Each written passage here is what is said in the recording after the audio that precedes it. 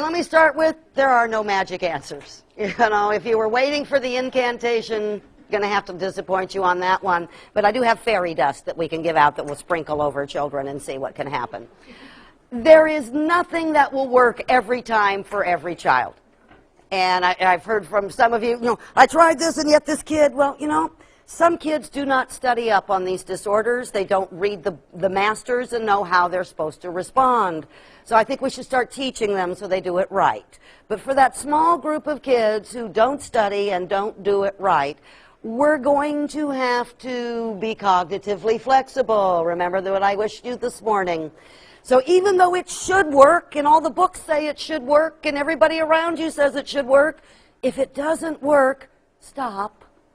Do something different. And what I like to tell people, and I remind myself on a daily basis, is that every day life provides you with certain opportunities to make mistakes. The joy is in making new and different ones rather than the same dumb one over and over. 2 or 3 times through for one mistake's enough. Move on to something new. So if something isn't working, try something different.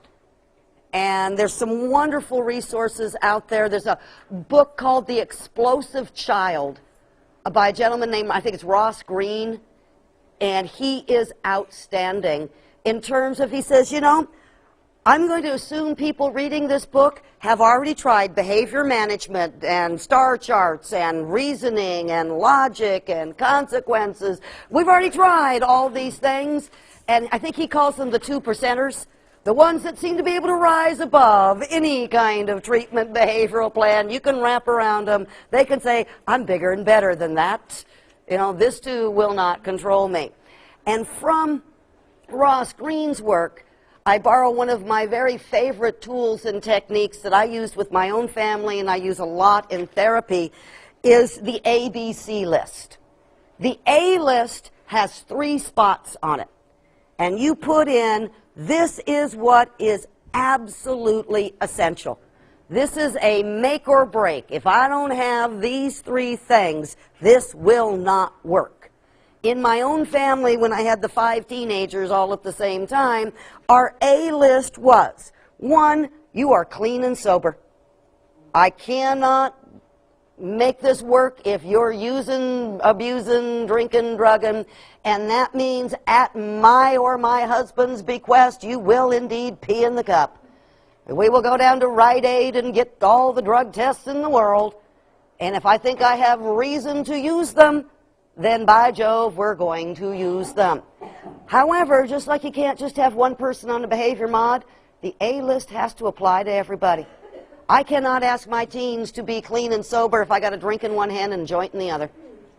So from that standpoint, I can't say to them, you do this while I do that. It doesn't work. So within that, the rules of the A list apply to everybody. We're clean and sober. And I carry too much mental illness in my genetic background to be messing with much of that. Second rule, you either work or go to school. Nobody lays on the couch and watches MTV. You know, if you don't want to go to school, you're not an academician, cool, get a full-time job. You know, and it's not going to be 10 hours a week at Blockbuster. You can do that after school. You're not going to school, then I want you in a 40-hour-a-week job. So you either work or go to school, rule number 2. Rule number 3, I know where you are at all times. I have these huge control issues. I have huge fear issues. I need to know where you are. So that meant in the beginning I hung pagers on them. Later in life I hung cell phones on them. And the standard rule was you call back within 30 seconds. I don't want to hear your friend. I don't want to hear you're in the bathroom. Take it with you. And I don't care. You can sound like an echo chamber. I want you to respond. And that meant we had the sign-out board. Where are you going? Whose house are you at? What's the phone number? When you're going to be back? And then they knew they could count on. We would arbitrarily call those people. Hi, this is Randy. Is my kid there? No, huh? Susie's at my house. Okie dokie. Now we have to go out and find both of them. So in that, they learned fairly quickly. We'll cross-check. So the 3 things on the A list we're willing to go to blood behind. This has to happen. Once you got the A list, You put it up everywhere. You negotiate it with kids. This is why we need this. This is what we're trying for. You put it on the refrigerator. You put it on in the car. You put it up on the mirror in the bathroom. So everybody knows what these rules are. There's no question about them. That's your A list. Your B list has 5 slots on it. Assuming you have those 3 things on your A list happening regularly, what else would you like? Would you like them to pick their socks up out of the living room? Would you like them not to torment their little brother? You know, whatever the next 5 things on your fantasy list may be, you put those 5 things down. So you got 3 slots on your A list, 5 slots on your B list. Everything else is C list activity. So you only got 8 things in life that you're going to worry about. Now you take the A list and you fight for that.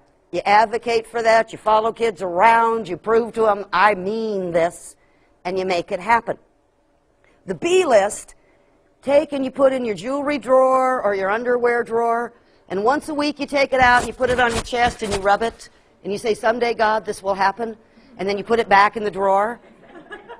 Then you take your C list, go outside in the backyard, set fire to it, and dance naked and around the flames, because you're never going to get that C list.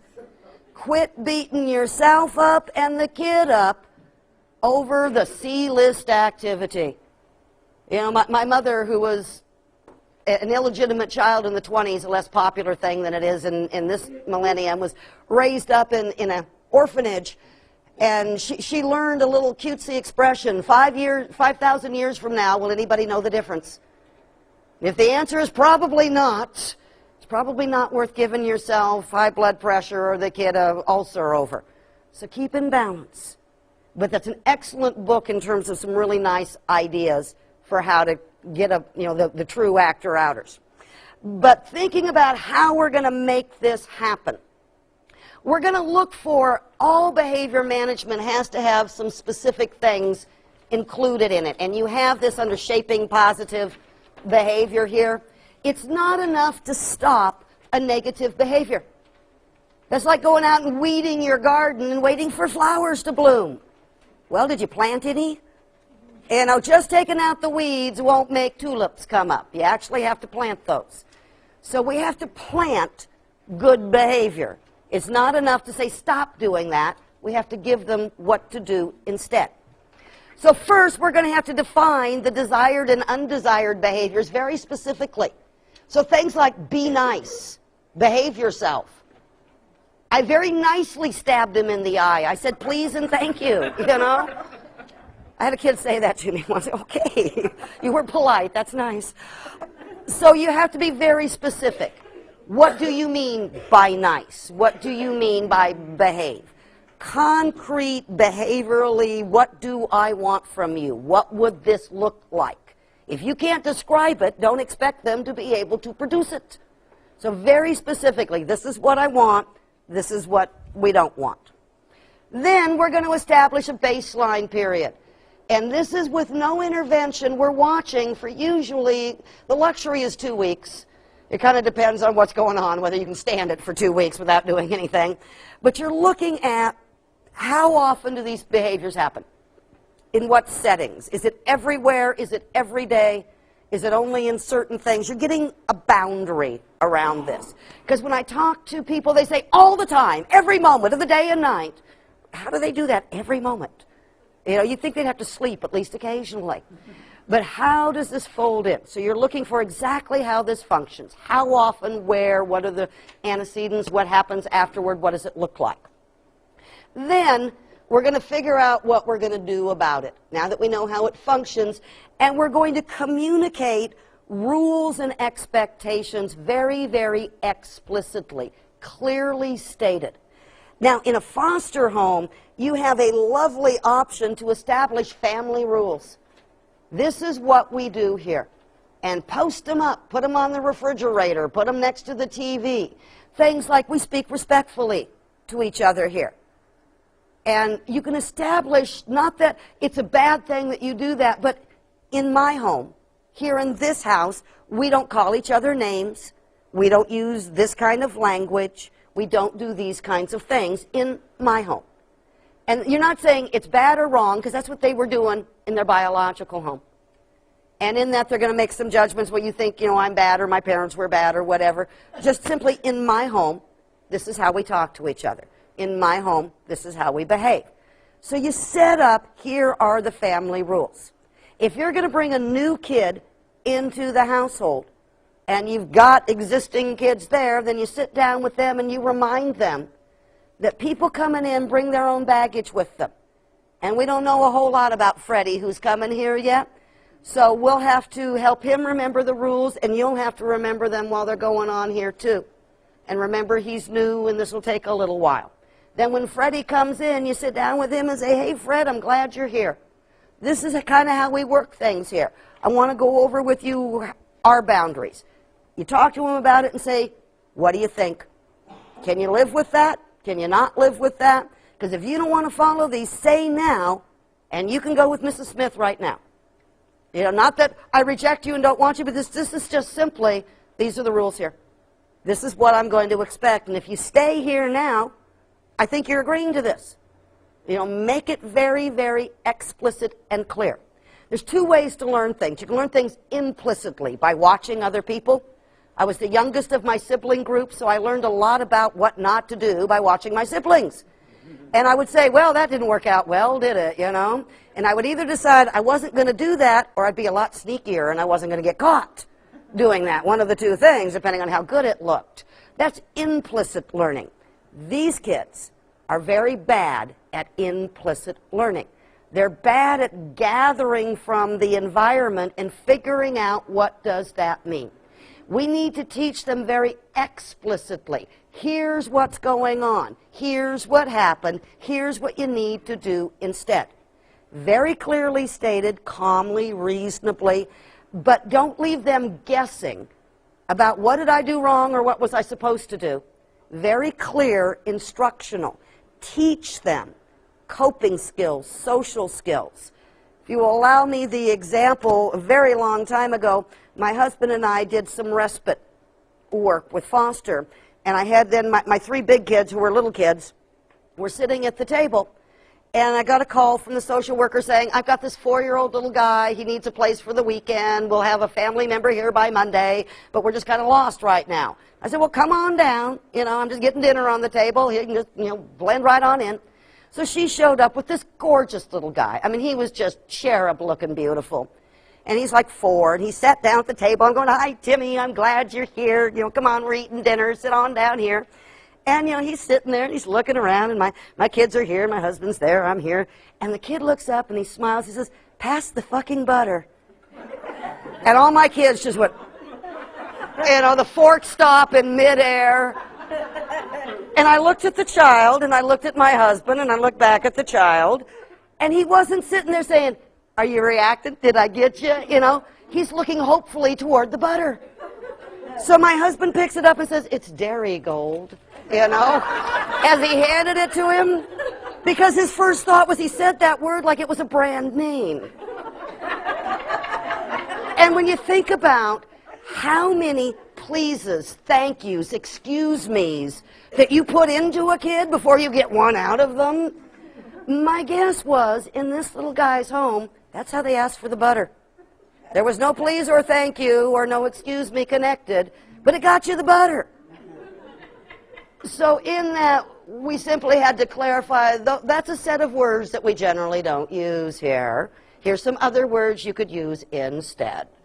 But simply noting, the child isn't always deliberately bringing in bad behavior into your home. Children learn what they live.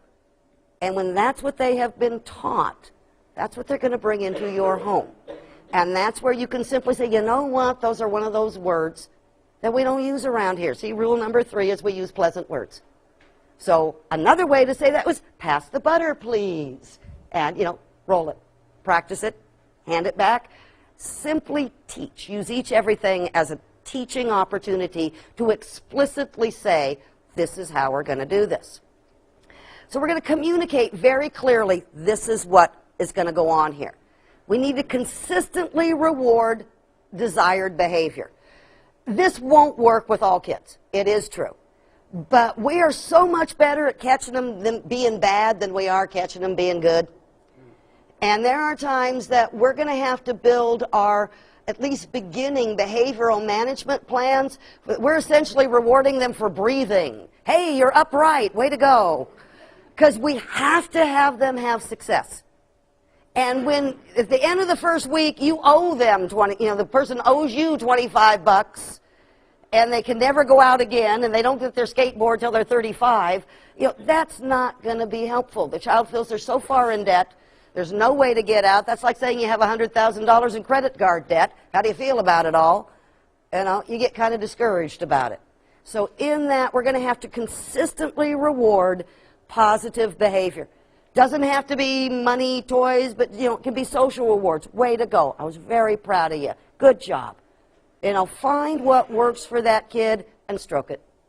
But we got to catch them being good. When we catch them being otherwise, we need to give clear, unemotional consequences. Do not get into a battle with the kid of, I didn't, yes you did. If you didn't see it, then you probably can't push it. So if you saw it, then say, yeah, you did. I saw it going on. That's the rule here. We're not going to do that here. Here's what I need you to do instead. For little kids, we're going to remind them of the rule. We're going to redirect the behavior. Now on to something else you need to be doing. For kids who know the rules, we're going to remind them of the rule. We may apply a consequence. Susie, there's only one person in the bathroom at a time. You and Sandy were in there together. 2-minute timeout, both of you. Head for it. It is calm. It is rational. Nobody's shrieking or yelling. It is just simply you're reminding of the rule and applying a reasonable consequence. Calmly, unemotionally, nobody gets too terribly distressed about this. Adjust the environment to make it easier to follow the rules. If there's something you don't want the kid to handle, get it out of their reach.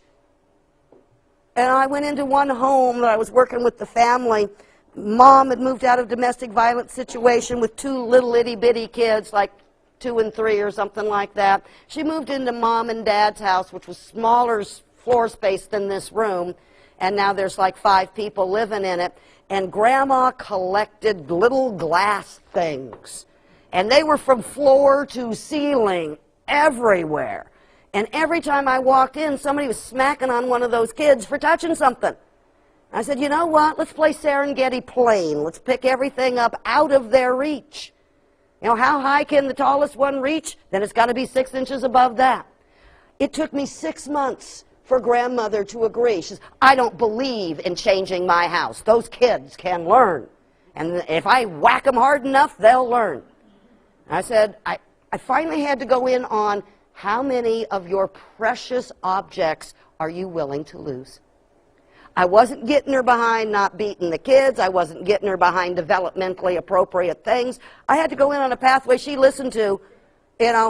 See that thing right there? You like it, right? That's what she's going after next. Because I'll direct her that way. So I had to set her grandma up to see where's it in her best interest to not have this happen that way. So we're going to have to adjust the environment to make it easier for this to happen. And that's kind of hard. And then we have to assess the effectiveness of this plan. If it's not working, change it. If you've already achieved what you were trying for, go on to the next thing. And keep it flowing, meeting the need of the child. So it's a very dynamic thing. It isn't you do it once and then forget about it. Wouldn't that be handy? Some things to think about here. 1, accept these are real life disorders, not choices on the part of the child. They're not choosing to have their brain work in the way. That's why I showed you so many of those brain pictures. I want you to remember this, they cannot control whether their frontal lobe is on or not. We want clear rules, boundaries, expectations, consistency.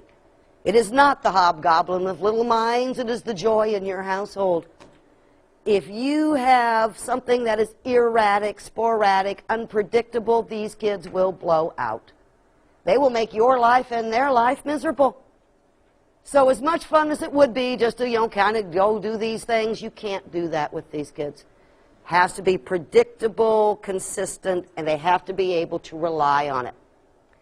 We want to plan individual focus time with each child on positive things.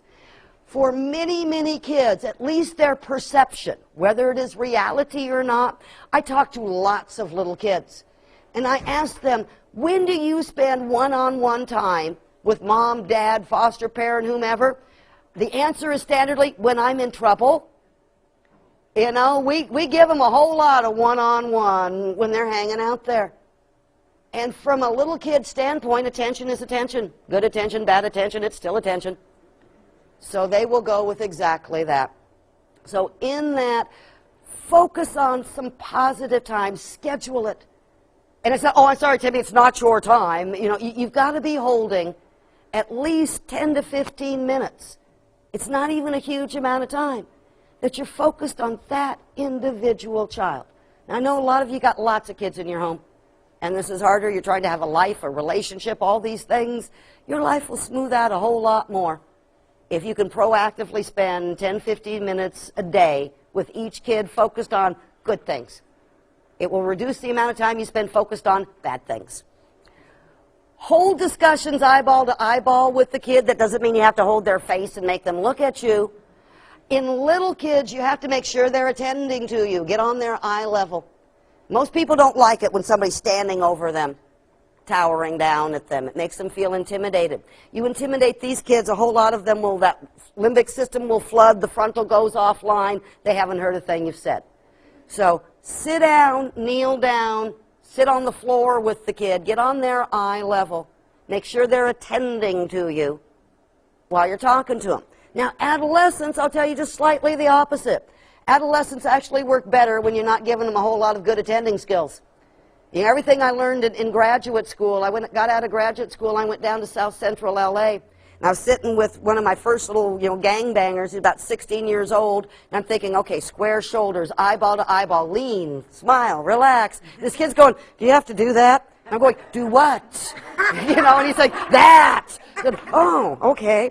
And I learned, finally, his mouth worked a whole lot better if his feet were in motion. Walk with them. Do not stare at them. Walk next to them. Gaze off into the distance together. They do better when they're not looking at you eyeball to eyeball. And they do better with their feet in motion. So adapt a little bit in terms of the teen in that way. We've got to show faith and confidence in these kids. We have to believe in them. And I know this for a fact. Every single person on this earth has gifts.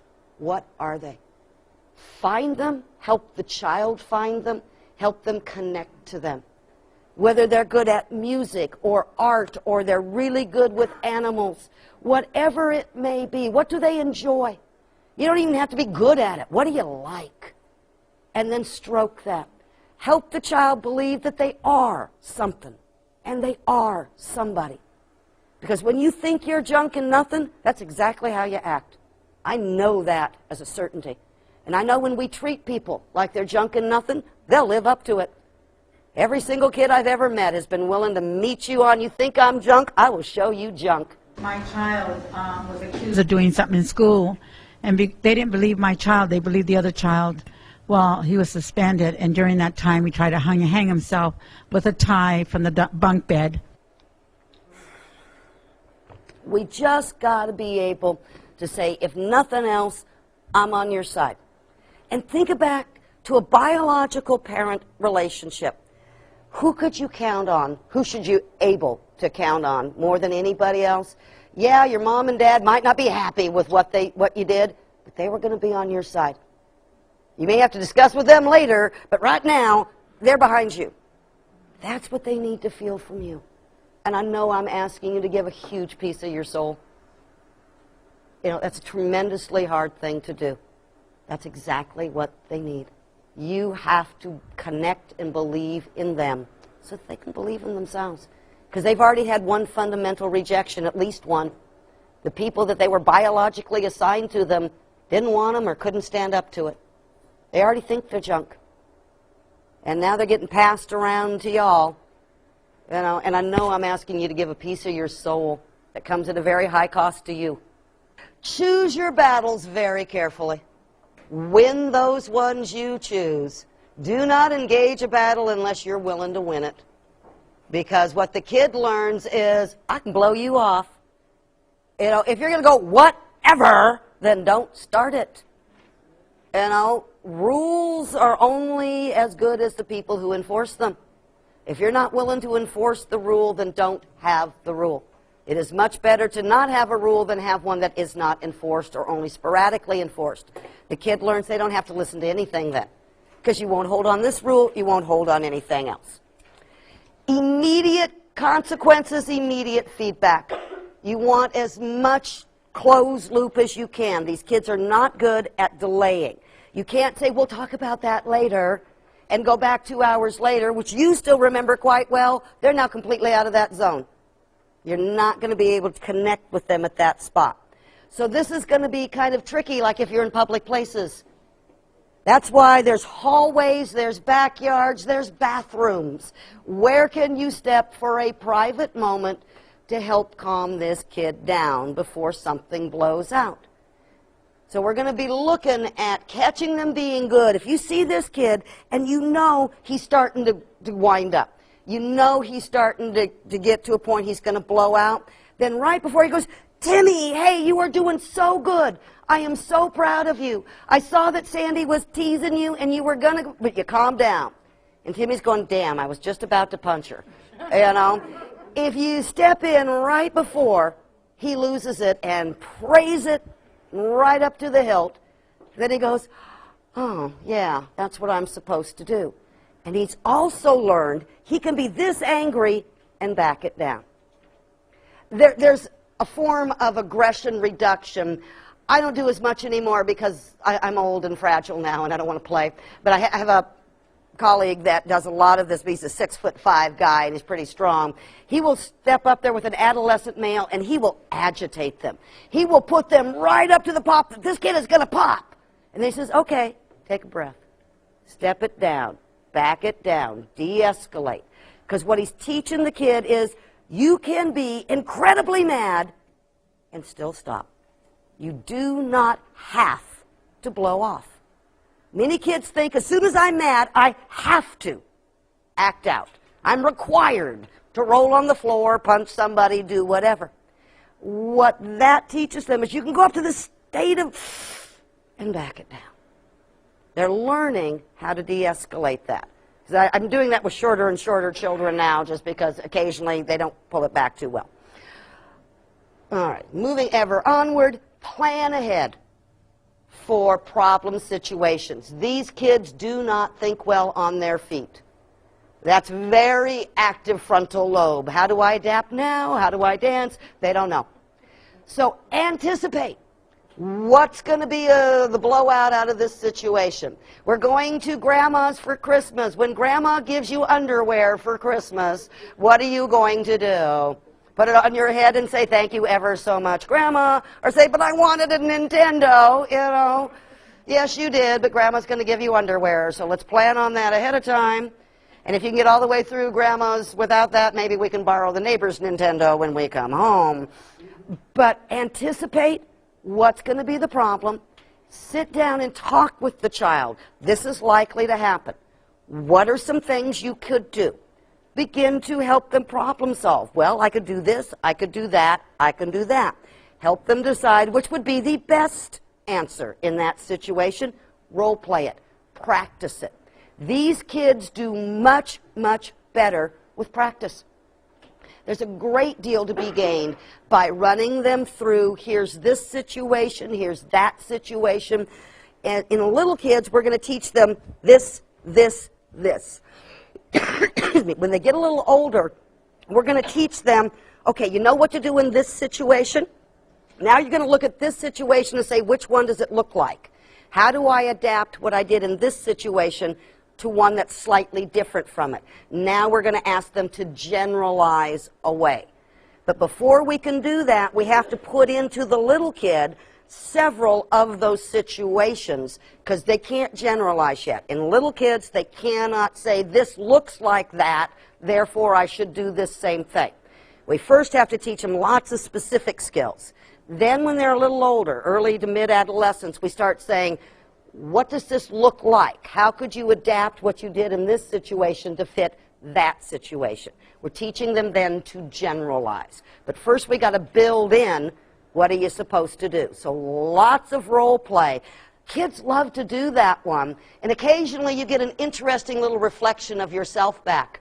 You say, I'll be you, you be me. And then you go, ew, do I really look or sound like that? Yes, to them you do.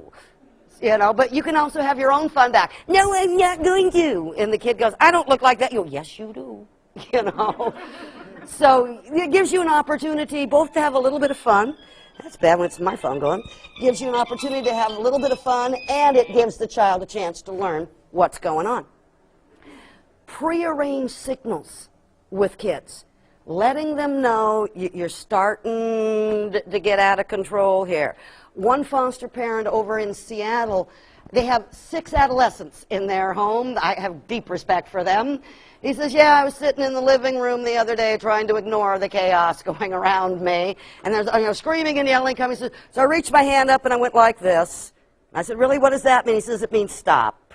Every kid in my house knows that means stop.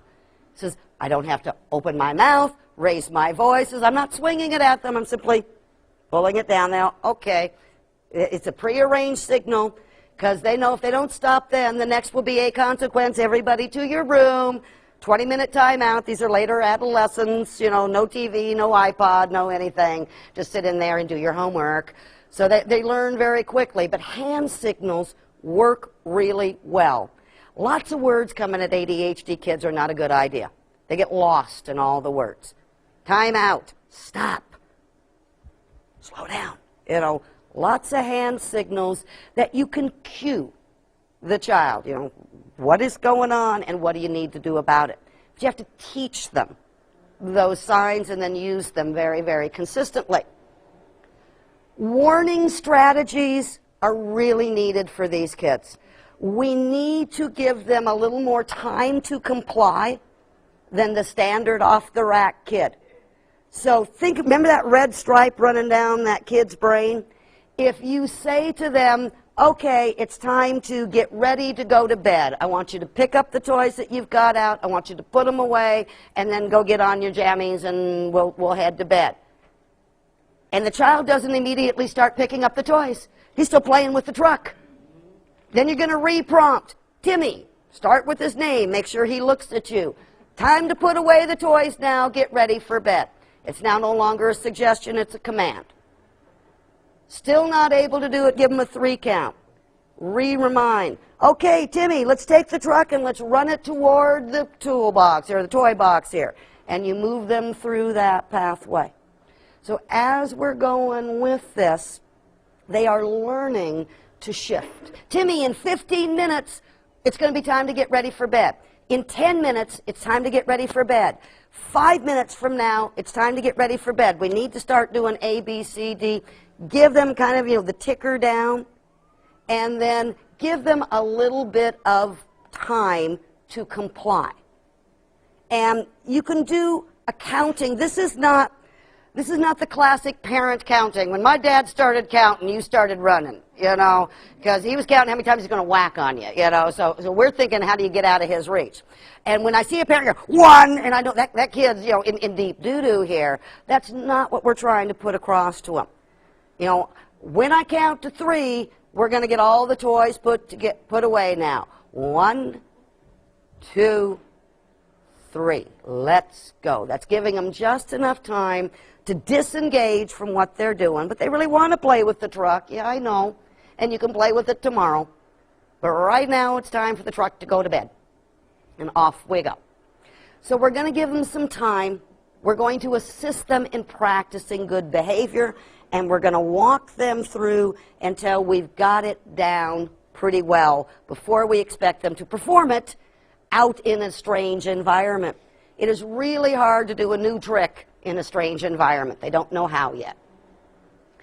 We talked about this a little earlier, but I want to hit it again. Use time offs for cooling off, not necessarily punishment. It's a matter of interrupting a behavior. And as little as 30 seconds can be enough, particularly in our little kids. Much more than a couple of minutes becomes ineffective to these kids. Their sense of time is different than yours. They just aren't going to get what you're hoping for them to get when they're in there hour after hour. What the kid is getting is angry, and he's going to come back out that much less cooperative. What we eventually want to teach the child is to put themselves in timeout, to walk away. And as an early adolescent, I spend a lot of time trying to teach parents to let the kid do that. And when the kid is escalating and we have taught him to say, you know what, I'm losing my cool, I can't think, I need to back out of this. Spend a lot of time teaching adolescents to recognize that point. Then I have to teach the parent not to say, don't walk away from me, young man. I will tell you when we are done with this conversation. You just blew out every single thing we taught the kid. You know, walking away does not mean blowing you off. So it's, okay, everybody needs a timeout. I'm going to walk away. You're going to walk away. We're going to come back in 15 minutes. We're going to try it again. And in that, do not stop somebody from saying, I can't handle this at this moment. If you grab hold of them and say, no, you're not, expect them to blow up at you. And I've seen people get hurt doing that, and I don't want that to happen. Teach kids to remove themselves from the situation before they get hooked and landed. Now, one of my favorite ones that I used with my adolescents, I also use with my colleagues. When I'm working crisis, part of what we've got is an area where we've got like 8 desks and a bunch of phones. So we eavesdrop on each other's conversations and that when things are going on. And you can tell when somebody is getting hooked by a client because they're getting mad. Well, you know, I go, oh, okay. And we'll go, you know, gotcha. And I find that works really well with adolescents. If I see one of the sibs or somebody trying to hook somebody, I'll, you know, and that's all it is a hand signal saying, they're fishing for you. They're hooking you. Why grab hold of it? Fish are dumb. They don't know there's a hook in there. You do. That's not eggs floating around there. It's got a hook. Yeah. And then I go, 1 point for you. Gotcha. 1 point for you. She didn't. You know, and in that, it's a little more lighthearted. And it allows them a step out. That's what we need to give them. Kind of ties to 13 here. Phrase things positively. It is so easy to phrase things negatively. Don't talk to me in that tone. My father's favorite thing to say to me. A better thing would be, I would be happy to discuss that issue with you when you're able to discuss it politely. When you're able to leave out the profanity, the other words, when you're able to talk to me in a civil way, I would be delighted to discuss what's going on. But in the meantime, I don't listen to junk. I'm fluent in all the profanities I don't need to hear anymore. I can swear in 5 languages. I'm fully skilled in that. Now let's move on to something else. Real important here, act, don't yak. So many words get lost in these kids' minds. It's too much that's in there, it's boggling them. Demonstrate what you want them to do. What I call being the externalized frontal lobe, this part of the brain. We have to be that for some of these kids. And the good news is, if we can consistently be that frontal lobe and walk them through, stop, think about what's going on, think about what your choices are, think about where those choices will take you, think about where you want to be, make your decision based on that, then act, will take you through a much better spot. If we do that somewhere around 7 billion times, kids begin to be able to do that on their own. I liken it to physical therapy. If you have a child with cerebral palsy and they lay them on a physical therapy table and they move the legs in reciprocal motion about 7 billion times to teach the brain this is how it goes. To build the muscles, but not only the muscles, but the neuronal pathways in the brain. I swear to you, we can build frontal lobe. We can build neuronal pathways by taking the kid through it and through it and through it and through it. But it is really that 7 billion repetitions that make it happen. And you, of course, have nothing else to do with your time or energy than to do this, but this will be the overall pathway to building it into them. Certainly not all kids will grasp it, just like not all children with cerebral palsy ever learn to successfully walk, but many, many do. And that's what we're trying to do. Put it out there, walk them through. I have one little guy that he was ragging on his mom. I want a dog, I want a dog, I want a dog. And, you know, the classic, I'll take care of it. And worked out just like every other, I want a dog and I'll take care of it, you know. And Mom said, I'm not taking care of this dog, I'm getting rid of it. And I knew if she got rid of the dog that, you know, Junior's going to melt down big time. And he really did like that dog. He's just busy being 7 and ADHD and can't remember to feed the dog. So we set up with Mom, because she's, you know, quacking, feed the dog, feed the dog, feed the dog. And the kid's going, yeah, yeah, yeah, and ignoring it all. So now when he comes downstairs for breakfast, instead of finding Cheerios in his dish, he finds a can of Friskies and a can opener on top of it. Before you eat breakfast, feed Fido. And for Mom, it's relatively easy. Put the can in the can opener there. She doesn't say a word. Junior goes, oh, feed the dog. Feeds the dog, then eats his Cheerios.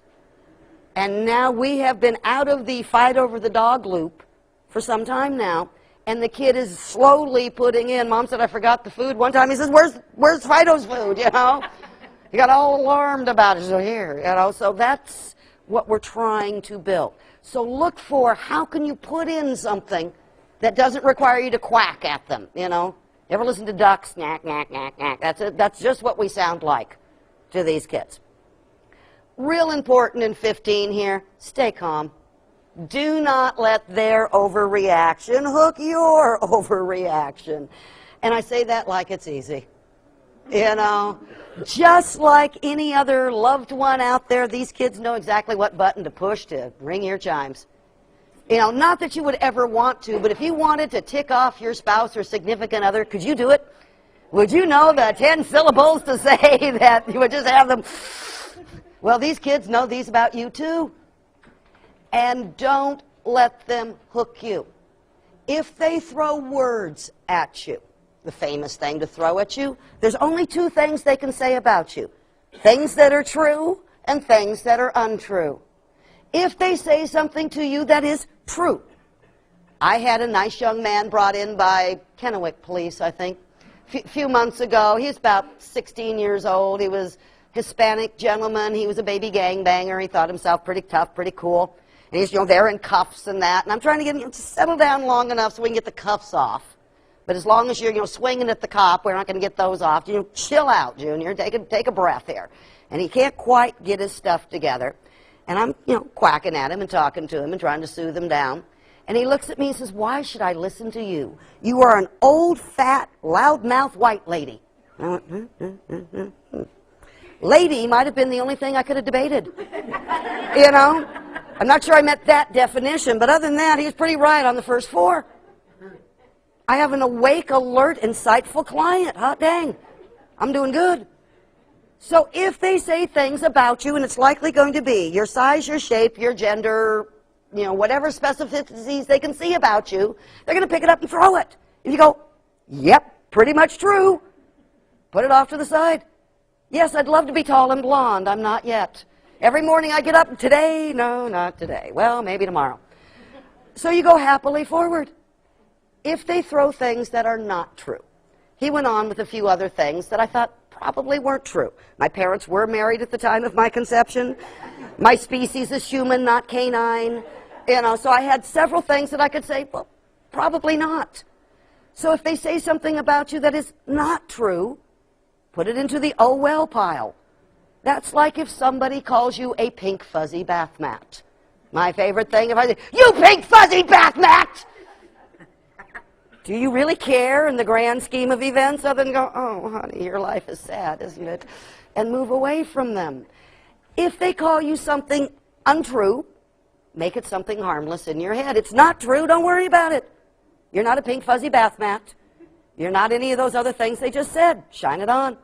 They made a mistake. Oh, well. Don't react to words used to hook you. But when they dangle the bait here and we leap up out of the water to catch it, not a good sign. So within that, I'm going to hold the grown-up, needs to be the grown-up here, and I know that's not the fun role. But when they're throwing stuff verbally, listen, is it true? If so, say, and your point? You know, move on. That just really throws them off their stride. If they're saying things that aren't true, then you go, whatever, now, moving on. Don't engage it. Don't step into it, and that's tremendously hard. Because they're going to do everything they can to make like Velcro and pull you over there. This is where you're saying, I'm the adult. I checked my ID. I am the adult. I'm not going to join the teenager in doing this. So you got to be real cool. Use your affect to pull their affect. If they are screaming, talk quietly. If you're not getting their attention doing that, they're yelling, oh, ice cream, at the top of my lungs. And they go, what? I just want to know if you wanted ice cream. You know, it breaks up what's going on. That's all I'm trying to do at that moment is break it up. They'll stop and look at you with the most amazement thing. Like, what's wrong with you? Well, they always think we're weird anyway. So this just simply lets them move into another pathway. But use your affect, your tone, your mood to pull theirs. Do not let them pull you. Don't make like a kite. Finally, in this pathway, accept the inevitable. Nobody is perfect. We're going to have blowouts. We're going to have things go badly. It does not mean things aren't working. That does not mean the kid needs to be out of your house. It means we had a bad day. Mark it down. Look for what was different. How did this blow out? Was there a moment that you could see it went over the edge? In which case, look at how did you get there. If not, you say, I don't know what happened. Say, it was Tuesday. That's what happened. Tuesdays happen. Tomorrow will be Wednesday. That means it won't happen again. Start over. The joy of each day is we get to start it over. And sometimes I've been known to start the day over 2 or 3 times within the same 24-hour time period. I'm tired of this one. I'm ready to start a new one. You have the opportunity to do that at any hour of the day or night. Draw the line and say, okay, all over again, go eat some cereal and start the morning. Anytime you're away from home, you're going to have more likelihood of meltdown and blowout. Think about it proactively. Where can you go? What can you do if the kid's feeling overwhelmed? Where can you take them? Plot it out. Things like the fair and the circus and all that. Kids just love, except it blows these kids out. Does that mean they don't get to go? Well, no, but that means you have to pre-plan. That means you don't have sugar on your way in, and you don't have cotton candy while you're there, and, you know, all those things. They have a good night's sleep before they go. You pull them out before they're too tired. You have to pre-plan this whole thing. And you go in saying, now, at 3 o'clock, we are leaving. I don't care what you've ridden, haven't ridden, whether you've had a griddle cake or not, we are leaving at 3 p.m. because it won't work any other way. You have to pre-plan all these things. If the kid starts to blow out, look for any quiet place. And then try what has worked before. Talking quietly, leaving them alone. Giving them a hug, not touching them. Different children have very different pathways. You're going to have to learn for each child what is soothing for them. How can they calm down? Reducing stimulus works for some children, increasing for others. Reading to the kid, staying close and calm for as long as it takes. And even when the kid is saying, don't touch me, get away from me, okie dokie, you got your space, I'm just going to sit over here. You let me know if you need me. Do not walk away from them, particularly in a public place. Don't just leave them. But you can back off several feet and you'll attend elsewhere. And say, you know, I'm just not leaving anywhere, but, you know, you can pitch your fit. You can do whatever you need to do. Let me know when you're done. And I'll be happy to, you know, pick it back up from there. It takes as long as it takes. And I'd like to tell you 5 minutes, might be 5 hours. You know, you just got to kind of hang in there at what's happening. Other thoughts y'all want to kick around before we go into meds here? No? Okay, let's do drugs then. We got a little bit of time here, let's do drugs. As I've told you before, medication should never be the first and should never be the only intervention with either of these broad disorders. But it can be very helpful. You have a sheet that looks like this that has listed out, this is certainly not a comprehensive list of psychiatric medication. You know, that would take about 19 pages to do. I have one of those, but, you know, it was just way too much to give to you. These are the ones that are used most commonly for ADHD and FASD. All times, with every medication, whether it's a child in your home, on your caseload that you own, your friend, your partner, or yourself, any med that goes into your body, you want to be asking, is the bang worth the buck? Am I getting enough benefit for the level of side effect it is coming at? No med goes into your body for free. Every med costs the body something. And the trick is always, are we getting sufficient payback for the cost that this is coming at? You are going to be the ones that are going to have the best information of that because you are with the child much, much more than anybody else. And while meds will not do the whole job, they are a vital form of adjunct treatment. When we look at ADHD, primary class of medications are stimulants. Psychostimulants, the names, and if you follow them down here, Ritalin has been around and being prescribed for almost 50 years in this nation. It is our oldest kiddie psychiatric drug. It rivals only Thorazine and lithium for how long it's been around. And in the grand scheme, there are costs to lithium, or excuse me, to Ritalin, but there are some very good benefits to it also. The stimulant meds work reasonably well on a primary ADHD brain, the one where the reticular activating system is stuck wide open and the frontal lobe is not on at all. In that brain, you drop in a stimulant drug and the reticular activating system narrows in. It now begins to function like a regular one. And for a series of reasons we're not 100% certain of, the frontal lobe lights up. It turns on. And suddenly the child has the ability to stop, to think, to choose.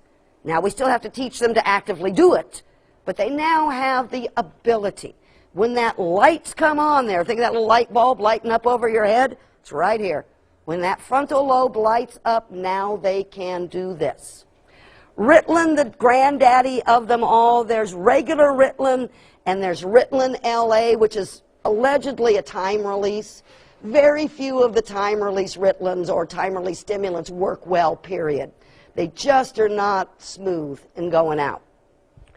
When you put them in, people of my age, compatriot, may remember back 100 years ago, we were taking amphetamines as diet pills. You could buy them over the counter. It was really lovely. You know, back in the old days, you get Dexedrine for diet aids and those sorts of things. And the reason they worked well as diet aids is because you had no appetite whatsoever. And you could study all night. It was really cool. Of course, that's what we did every time, was study all night. But in that, when you drop in a stimulant into a kid's brain, same thing happens. Their appetite goes away. Their need to sleep goes away. Now, straight Ritalin and all these stimulants are very fast acting. They have what we call very short half-lives. They go through the body rapidly. Ritalin works well, but is completely worn off in 3 to 4 hours. So you give a child Ritalin before they leave for school in the morning, it's worn off by noon. The teachers are all very well aware that that has worn off. So we have in some school districts lines of children waiting outside the school nurse's office at noon to get their afternoon dose or their noon dose. Well, one, every teacher and every kid in the school knows why they're standing in that line. It makes you look different, it makes you look weird, and a whole lot of kids say, I'm not taking that pill if I have to take it at school. I'm not spending my recess standing in line waiting for a pill. I don't want to look like a geek, so they don't do it. Longer lasting things, Concerta, Methadate, Adderall, Dexedrine, all of these are still stimulant-based meds. They are essentially, they break down to essentially amphetamine. Nice clean amphetamine, meth made in a nice clean bathtub, without any of the nasty side effects with it, without any of the junk that you get along with meth and street drugs. But it essentially works in about the same way. Concerta lasts about 10 to 14 hours. That's usually a one-time-a-day pill. For many kids, works real nicely. It is actually the same chemical as Ritalin is, but it is a much better time release than Ritalin was able to get. So Concerta is essentially Ritalin, but it is a time release that actually works reasonably well. Side effects you're going to get on all of the stimulants are going to cause some of the problems. They carry the benefits. They decrease the hyperactivity. They slow down that squirm, bounce. It increases the brainstem, the reticular activating system's ability to filter out what is important information from non-important information. It increases dopamine, which is a neurotransmitter, in the basal ganglia, here and going down like this into the limbic system, which in turn turns on your frontal lobe, allows you to start thinking. Those are the good points of the program. Notice here it doesn't say it gives you good social skills or makes you make friends. You know, that's one of the problems with the medications. Teachers like it because they're better in the classroom. Kids like it because they're better at their studies. Parents like it because they're calmer in school. It doesn't help them make friends. It doesn't help them develop much more in the way of social skills. So it's not a magic elixir, but it will certainly help them, usually in a school setting, keep it together.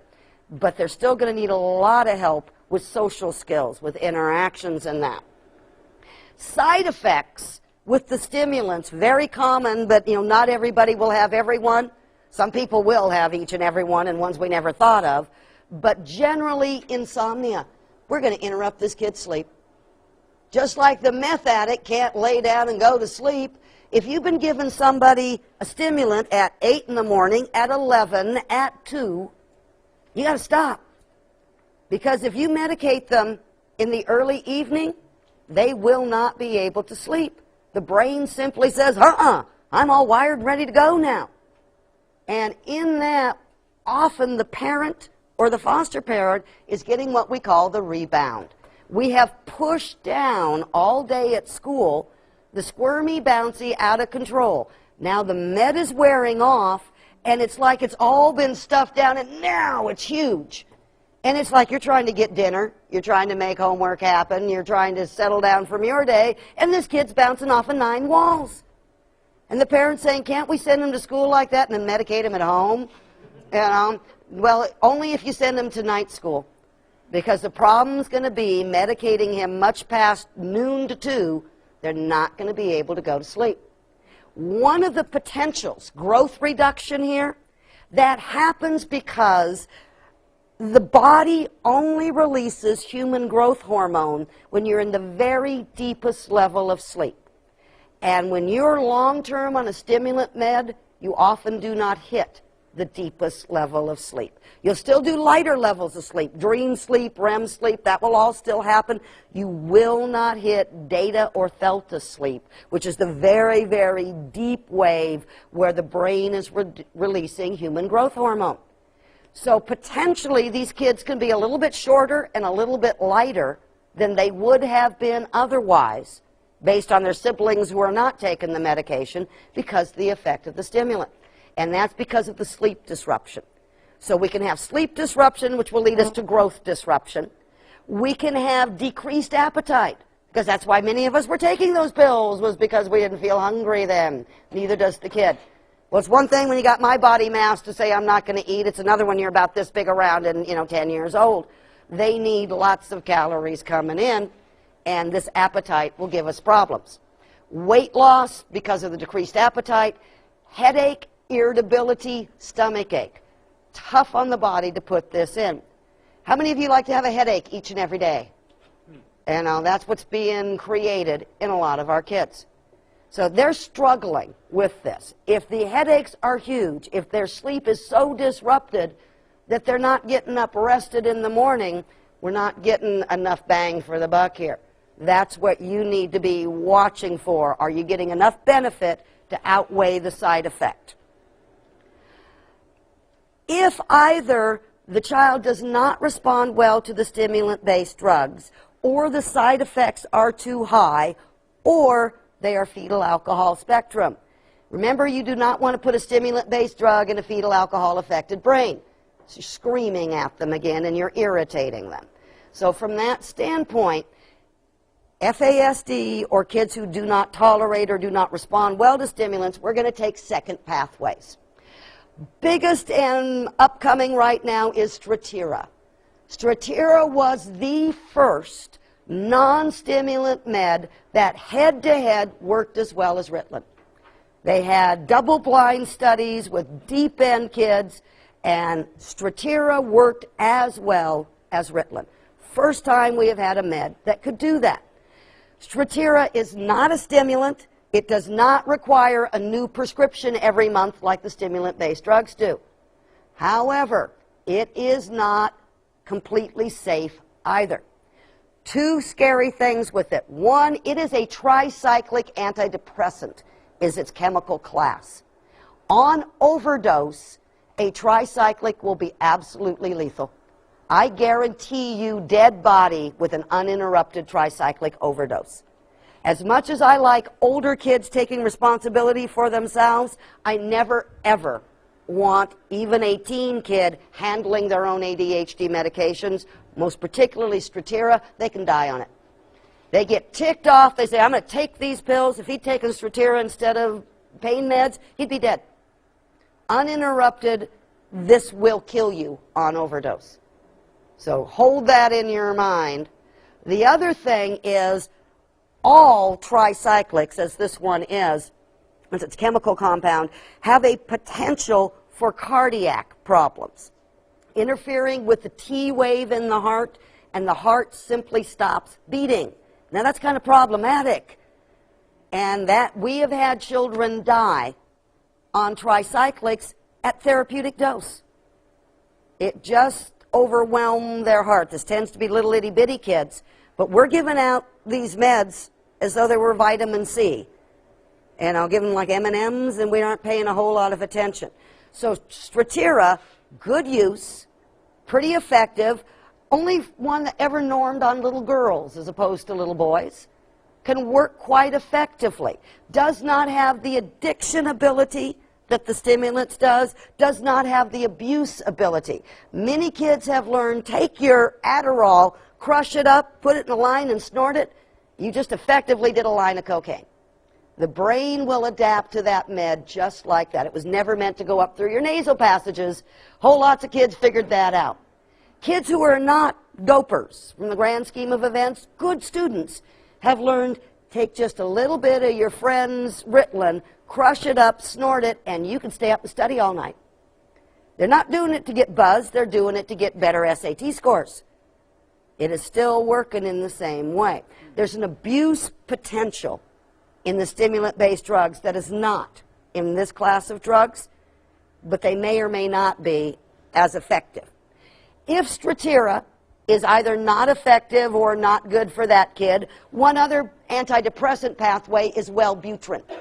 Wellbutrin is also used as an antidepressant. To my knowledge, Strattera is not used as an antidepressant. It just happens to be the class of med that it is. So if a kid is on Wellbutrin, you need to ask, is this being used for depression? Is this being used for ADHD? What is this being used for? Is it being used to stop smoking? Zyban, the stop smoking drug, is Wellbutrin. Now, the glitch with Wellbutrin is that it has a potential to increase seizure potential. I think actually I got another slide here. I should put this down. Seizure potential, most of us carry the ability at the right time with the right stimulus to have a seizure. Some people have seizures with very little stimulus out there. Wellbutrin lowers seizure threshold. So if the child has a seizure disorder, they cannot be on Wellbutrin. It will make them have more and more seizures. If the child has never had a seizure, is on Wellbutrin and has one, get them off. Because it is likely the Wellbutrin that is lowering the seizure threshold. It is not giving them a seizure, but it's dropping the threshold down to flashy lights, any kind of sounds, different things trigger seizures in people. It drops it down to the point that environment will trigger it for them. Some good things in terms of the FASD kids, we want to start with this class of medication. Skip the stimulants entirely, go to Strattera, go to Wellbutrin. This can be quite effective also when you have a dual diagnosis kid. They have some depression, they have some anxiety, they're ADHD. Using this line of meds, we can often pick up 2 things of symptoms with 1 pill, as opposed to 5 or 6 pills and being added commutative sorts of things there. Generally, these meds are an all-day coverage. You're not trying to medicate throughout the day. Some kids will be quite cooperative. Take the pill, they say, okay. Others say, catch me. And getting a pill into some of these kids, I'd rather pill a lion than some of these kids, kind of get it in there. The fewer times I'd have to do that, the happier I become. And these generally have an all-day kind of coverage. But again, they're not free. Side effects likely to be seen in this group: decreased appetite, gastrointestinal upset, not only nausea and maybe vomiting, but lower intestinal distress, leading to things like diarrhea. That's always so much fun to be sitting in the elementary school classroom with screaming diarrhea. Because the teacher says, no, you can go to the bathroom during recess. You're going, yes, I'll do that too, but I need to go now. And if the teacher is not understanding what's going on here, and the fact that this kid can have diarrhea for the next 6 months, that's going to take some adapting from the teacher's standpoint of what's going on. Sedation, you can certainly get a little bit groggy. Strattera tends to do that a little bit right after you take it. Some people, a great deal. Most people, just a little bit. Irritability in some folks. Again, in kids, they're more likely to be cranky and irritable than vegetative and lumpy. May have cardiac issues with Strattera, not likely with Wellbutrin. Wellbutrin's going to give you that seizure potential. The other meds, hypertensives. These are blood pressure medications. 2 big ones being used right now. Clonidine, different than Klonopine. Clonidine starts with a C, has a D in it. It is a blood pressure medication. It is what we call a beta blocker. Beta waves come from the back of your brain. They roll forward. They're excitatory. They say, get ready, pay attention. Things are about to happen here. And it gets people agitated. These slow down the beta waves. They mellow out a little bit. Be calm. Klonopine, with a K and a P, is a benzodiazepine, a baby tranquilizer, highly addictive. You may see kids on them. I will encourage you, fight a child being on a benzodiazepine. Ativan, Valium, Xanax, lorazepam, same thing, Clonidine, Klonopine. Fight a benzo coming onto that kid. They are hugely addictive. They have huge street value. And what they are doing is sedating. You cannot learn, you cannot think. You might as well go out on the bus and smoke a joint on the way to school in terms of how your brain will function when you get there. Yeah, you'll be mellow going, wow, trails.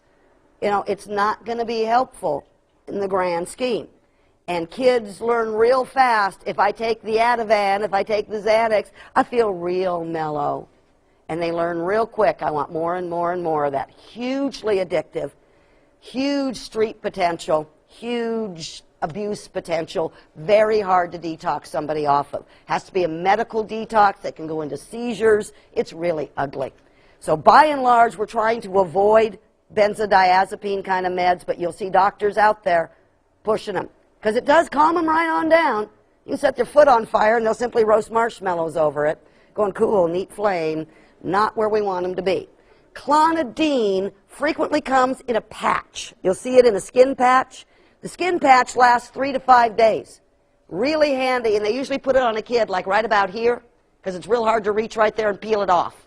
So you slap that on the kid every 3 to 5 days, and he has a continuous medication coming in. No peaks and valleys, no absorption problems. It's just going into the skin. Tenix is a pill. It is also a beta blocker. It's a blood pressure med. The problem with the antihypertensives, the blood pressures, sleepiness. They make you kind of groggy. Little kids don't like to feel groggy. Kind of adolescents sort of do, but, you know, it's kind of gorky and fun. Little kids don't like to feel that way. Postural hypotension. Because it's a blood pressure med, it pushes down your blood pressure. You stand up, you fall over. Grown-ups learn, stand up slow, hold on to something till you got your head under you. Little kids climb 40 feet up in a tree and hang by their knees. They spin around, they pass out. They fall out of the tree, they break something. So it is real easy on like a swing. You do not want a kid on a beta blocker on a swing. You go up, your blood pressure drops. You fall out of the swing. You go unconscious. So we got to be aware of hypotension.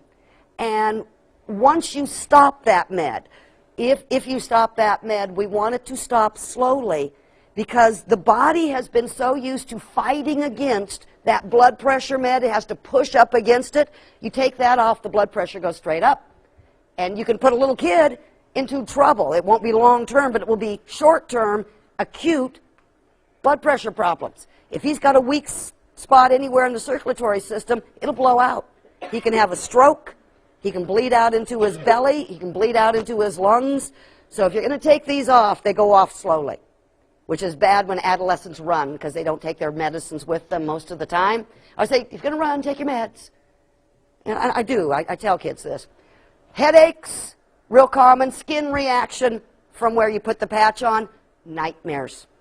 Night terrors are tied to beta blockers. Why, I can't begin to tell you.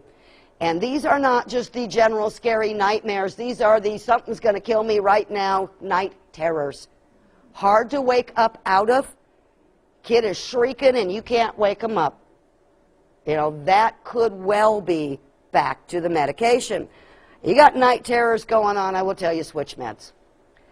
You don't get to do that. The social worker doesn't get to do that. But you can feed the information. There is a way for the social workers to put in enough papers to the court systems to get things moved around. You've got to feed them the information. You've got to let them know what's happening.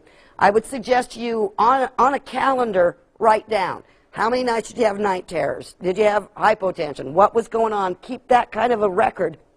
Give it to your social worker. Give them actually a photostat of them. I never give them an original of anything. You keep the calendar, give them a photostat of here's the month of what was going on. This is why I think this med is either not or is working. Feed this back. You're the ones with the information. Okay. Things that don't work on ADHD. Now, anecdotally, everything will work on somebody. Chocolate chip cookies will work on some person. You know, I believe in them for colds. So every time I have a cold, I eat chocolate chip cookies. But some things that have been touted to help ADHD that don't. SSRI, selective serotonin reuptake inhibitors. It's a form of antidepressants, including Prozac, Paxil, Lexapro, Luvox, Celexa. All of those are SSRIs. If the kid's depressed, it might help, but it is not going to help the ADHD. Antipsychotic medication, things like Seroquel, Risperidol, Geodon, Abilify, are not going to be helpful for the ADHD. They may be helpful if the child is legitimately a kiddie bipolar. Those might be helpful medications. Antipsychotics is actually a misnomer for that class of meds now. We are now trying to call them second-generation neuroleptics because it implies that the kid is psychotic. They're not.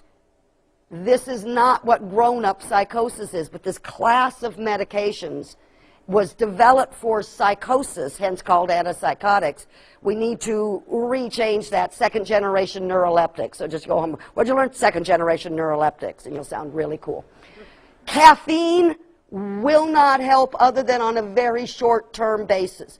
Just like some of us will grab that, triple shot from Starbucks on our way in some mornings, and it will suddenly focus you for about 15 minutes, and then you spend the rest of the time kind of shaking. Same thing will happen to the kid.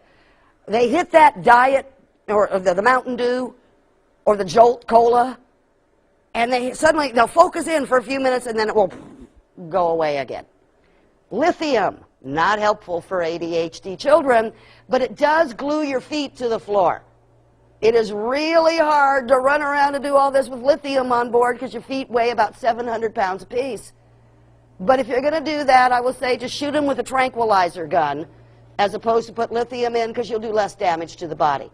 Lithium is terribly hard on the liver and the kidneys, and it's very, very hard on kitty liver and kidneys. So be real careful. If you see a kid on lithium, question it every time. Empirically, lithium does not work on kids.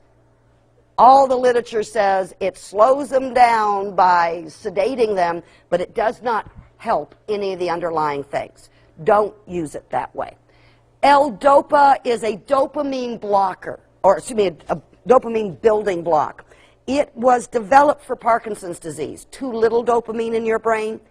Dopamine is a great big molecule, and you have a blood-brain barrier. You cannot send big molecules into the brain. It's set up to screen those out. Dopamine's a big fat thing. L-DOPA is a piece. It's like a Lego, and the brain can absorb L-DOPA. Some people's brains look at L-DOPA and they go, wow, building blocks, I can make dopamine. And they do. Other people's brains go, what's all this clutter around here? And they don't know how to use it. Building dopamine in an ADHD kid's brain won't help. It is a dopamine problem, but it's not because they don't have enough dopamine. It's not flowing in the right places. All this does is give them more dopamine in the wrong places. So we don't want to go there. Quickly here, because I got to get through a couple more things here. Resources. As I've already told you, you are so fine and so talented, yet even you can't handle every one of these children by yourself every day. Look for resources. Look for people. Look at each other. Build this up here. Some things out there, particularly helpful, group on the web, also available in some counties for face-to-face meetings, CHAD, Children and Adults with Attention Deficit Hyperactivity Disorder. Go on the web, and I know you have lots of spare time to do that, but go on the web, put in CHAD, turn the crank, and you will get a listing out of all their information, great information about ADHD, current med trials, what's going on, what's new and interesting. Parent tip corner.